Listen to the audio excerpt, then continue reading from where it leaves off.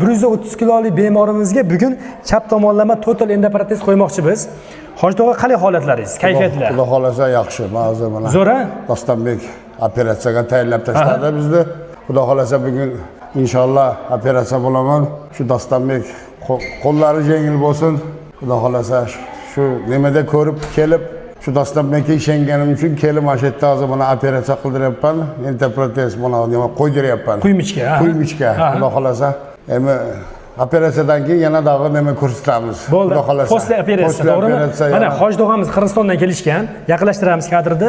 E'tibor qilayotgan bo'lsangiz, mana chap tomonlama aseptik nekroz, Hoji tog'a travma olgan. Travma olganining hisobiga mana son suyagining boshchasining pastki qismida ham ozgina siniq bor. Ko'ryapsiz Hoji tog'a? Mana ozgina son suyagining boshchasi pastga buralib qolgan, mana ko'ryapsiz.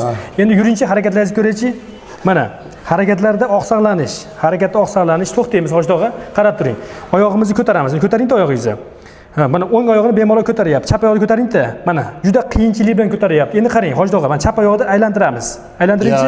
Mana qo'ymishda son chanoq bo'g'imidagi rotatsionniy harakatlar cheklangan, ha, bilasizmi? Yurganda oqsaqlanish, yurganda og'riq paydo bo'lyapti. Endi shuni inobatga olgan holatda, endi veslaringizni inobatga oldik. Veslaringizni endi shu yemirilmaydigan, yaxshiroq xizmat qiladigan italyanskiy endoprotez qo'yamiz sizga. Xudo xolasa. Endi Qirg'iziston xalqi mana juda ko'p kelib davolanib ketishyapti. Mana operatsiya ham qilinyapti. Ilohim operatsiyamiz juda muvaffaqiyatli bo'lsin, Hoji tog'a. Endoprotez qo'yilgandan keyin albatta keyingi kadrlarni olamiz. Xo'p, bizdan oldin qayerga borgansiz, ko'ringansiz? Yo'q. Ko'rinmagansiz? Umuman ko'rinmagansiz. Men bundan oldin ham burusda grija deb. Aha. Aldakar bo'lgan emas, menga chisti bunday aniq nima qo'yilgan emas menga. Diagnoz qo'yilmagan. Mana o'zlarining so'zi bilan oldin faqat uxlatmay, hijama ana shunaqa bir nimalarda olgansiz.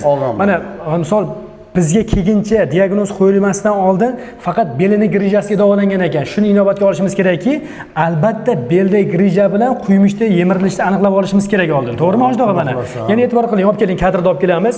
Olib kelganimizda qarasangiz, bu ishdan chiqib bo'lgan. Mana ishdan chiqib yaroqsiz holatga kelib bo'lgan.